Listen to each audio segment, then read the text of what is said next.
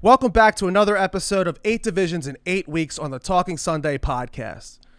We continue our trek through the NFC South as we head to the great state of Georgia. But first, don't forget to subscribe, like, and leave a comment below to tell me what you think about the episode.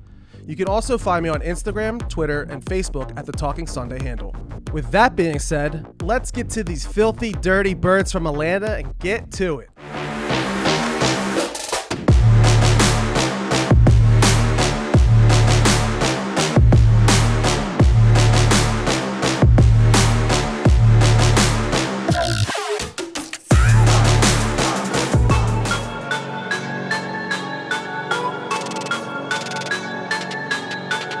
The Atlanta Falcons are lost and haven't found themselves since the first half of Super Bowl 51.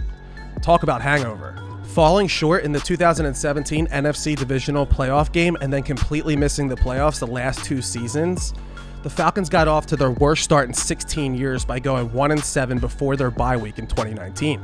On the verge of a midseason firing, head coach Dan Quinn rallied the troops to go 6-2, finishing the season 7-9.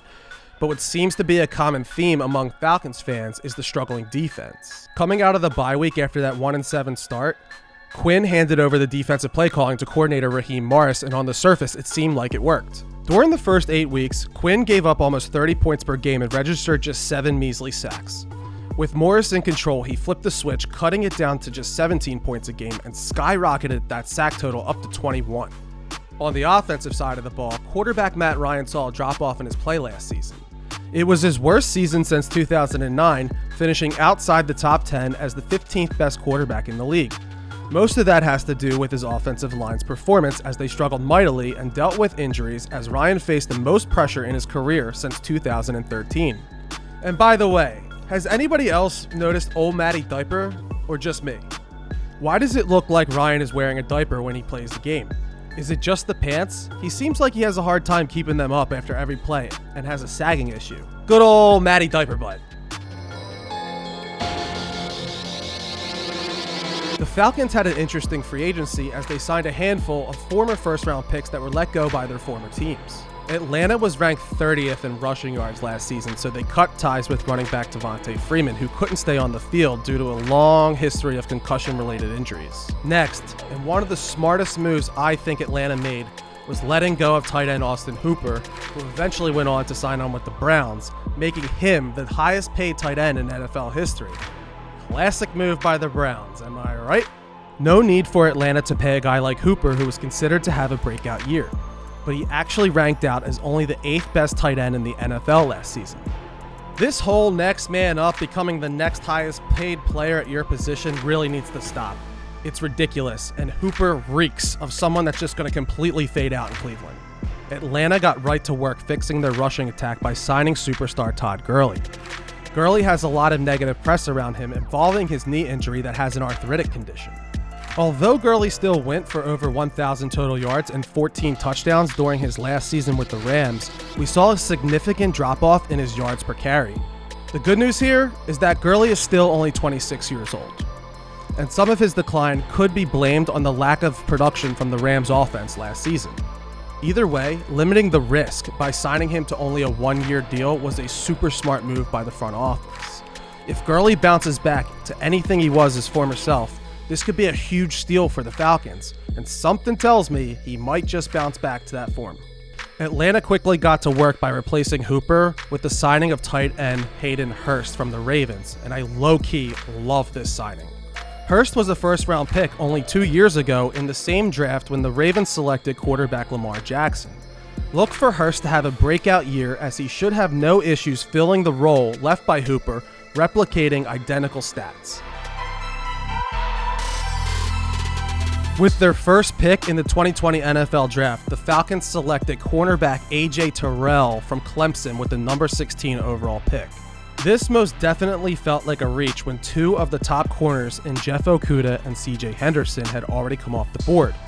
Terrell only ranked out as the 80th best corner in college football last season, leaving many fans with their heads in their hands after the pick was made. And can you blame them? Falcons GM Thomas Dimitroff blew a lot of smoke up of everyone's keisters about how aggressive they were going to be in the draft when they ultimately just ended up staying put.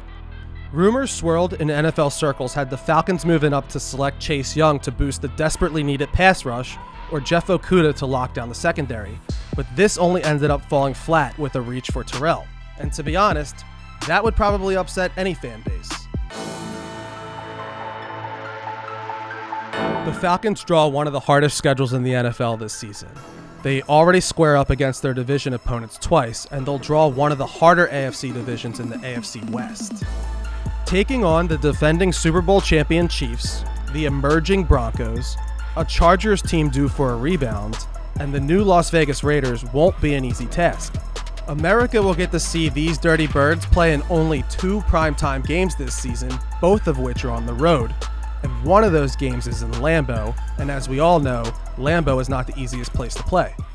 Before we get to the predictions, there was a much-needed makeover in the uniform department before the last revamp happened in 2003. But what the actual was this team thinking with these? Who is actually making these decisions and giving these the final green light? A fade? Is this 1993? The only thing worse than these were the Jaguars' two-toned helmet that someone else also thought was a great idea. Didn't last long, and I don't expect these to either. After a record-breaking launch of 7 teams making some sort of change to their uniforms, the Falcons easily come in 7th place, last, in my 2020 uniform power ranking revamp. You hate to see it. The offense continues to score year after year, but the defense has and continues to be the issue. With a defensive-minded head coach hailing in from Seattle, Dan Quinn was supposed to take these Dirty Birds and turn them into the Legion of Boom 2.0, but we're still here waiting 5 years later. Fans are willing to die on the Raheem Morris hill, but if we take a look back, he already had his opportunity in the NFL. He was the head coach of the Tampa Bay Buccaneers for 3 seasons, and the defense was atrocious, ranking in the bottom 5 for all 3 seasons. Morris then returned to being a positional coach until finding himself in the defensive coordinator role with Atlanta. So I'm not sure if I'm buying this. What's with all these Bucs and Falcons coaches bouncing between the division? One of the interesting things to watch is the Falcons' offensive line. The line hasn't reached its maximum potential and has the makings to be one of the best. In 2019, Atlanta used its 2 first-round picks on the unit. Their number 14 overall pick, right guard Chris Lindstrom, only played in 5 games before going down with a season-ending injury. With Alex Mack aging along the line, the Falcons drafted the highest-ranking center in college football this year to further beef up the moat. Hennessy, out of Temple, will most likely slide into the left guard position, replacing James Carpenter as long as Mack is still around. With the Falcons' offensive line fully deployed, it should drastically help out in the run game and keep the heat off Matt Ryan.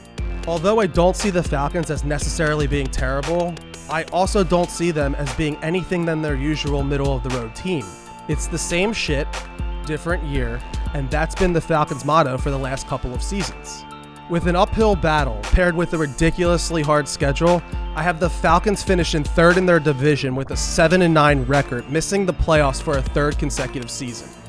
No doubt, this will be Dan Quinn's last season as a head coach, almost regardless of what happens, unless the Falcons somehow make a deep playoff push, teetering on the edge of a Super Bowl appearance.